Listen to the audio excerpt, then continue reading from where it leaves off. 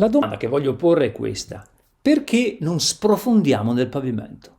Ma che razza di domanda è? Perché mai dovremmo sprofondare nel pavimento? Il pavimento è denso, compatto, tanto quanto la materia del nostro corpo. Beh, pensiamoci su un attimo. Di cosa è fatta la materia? Se fotografiamo la materia a scale di distanza sempre più piccole, sappiamo che incontreremo molecole e poi atomi. E di cosa sono fatti gli atomi? Gli atomi non sono per niente uniformi. Il 99,98% della massa dell'atomo è concentrata in un piccolissimo nucleo centrale. Il nucleo centrale è così piccolo rispetto all'intero atomo che in proporzione è più piccolo di una zanzara all'interno della Basilica di San Marco. La massa dell'atomo è tutta lì, in un puntino dentro uno spazio enorme, dove c'è solo una nuvola fatta di una manciata di elettroni. Ma ecco che allora la mia domanda sembra avere un senso. Se davvero gli atomi, a parte quel puntino centrale, sono un mezzo etereo, quasi completamente vuoto, perché non passano uno attraverso l'altro e noi non sprofondiamo giù attraverso il pavimento e poi giù giù fino a cadere al centro della Terra? Sembra una domanda sempliciona, eppure vi assicuro che usando le leggi della meccanica della meccanica newtoniana, cioè la fisica classica, quella che si insegna al liceo, non riuscirete mai a trovare una risposta convincente. La risposta si nasconde nelle pieghe della meccanica quantistica, la teoria che descrive la natura delle cose nel mondo microscopico. Gli elettroni che ruotano intorno al nucleo atomico non si comportano come piccoli pianeti che orbitano intorno al Sole in un minuscolo sistema planetario, no. Gli elettroni non seguono un'orbita determinata, ma sono diffusi intorno al nucleo, con una certa probabilità di essere trovati in punti diversi. Ma qui interviene una legge della meccanica quantistica, il cosiddetto principio di esclusione di Pauli, che prende il nome dal grande fisico viennese Wolfgang Pauli, che lo formulò nel 1925. Il principio di Pauli afferma che due elettroni non possono occupare lo stesso stato quantico. In parole più semplici, due elettroni non possono comportarsi allo stesso modo, ovvero gli elettroni non possono essere schiacciati in una porzione di spazio troppo piccola.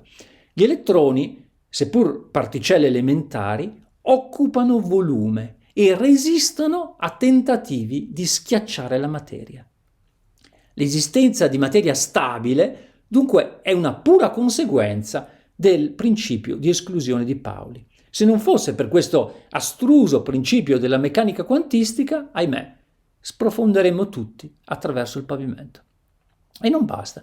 Questo stesso principio determina anche la caratteristica delle stelle nella loro fase terminale di vecchiaia. Stelle come il nostro Sole, quando esauriscono il carburante che permette le reazioni termonucleari che lo riscaldano, collassano sotto il peso della materia.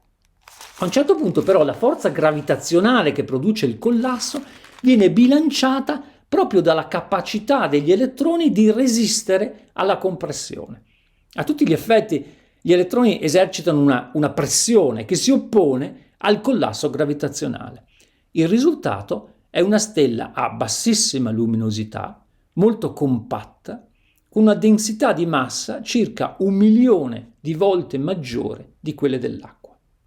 Queste stelle si chiamano nane bianche.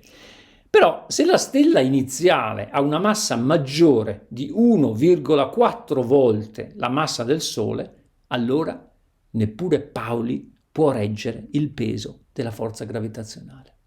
La pressione esercitata dagli elettroni viene sovrastata dall'enorme forza gravitazionale di una stella così massiccia. Gli elettroni sono costretti a cedere.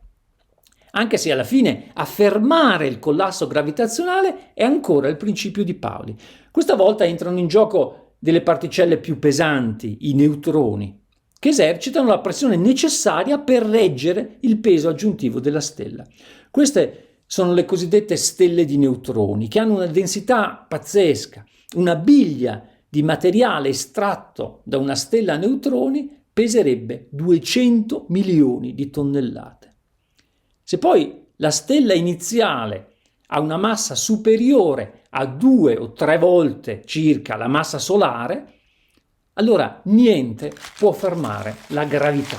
Il collasso è totale e si forma un buco nero. Siamo partiti da una domanda all'apparenza sciocca. Per trovare la risposta abbiamo dovuto ricorrere alla meccanica quantistica, la teoria che governa il mondo microscopico. E nel farlo abbiamo scoperto la ragione della stabilità della materia e questo ci ha portato a capire la struttura degli stadi terminali delle stelle. Questo percorso di concatenazioni logiche, deduzioni e scoperte è proprio come funziona la ricerca in fisica fondamentale. Grazie per l'attenzione e lunga vita all'Istituto Veneto.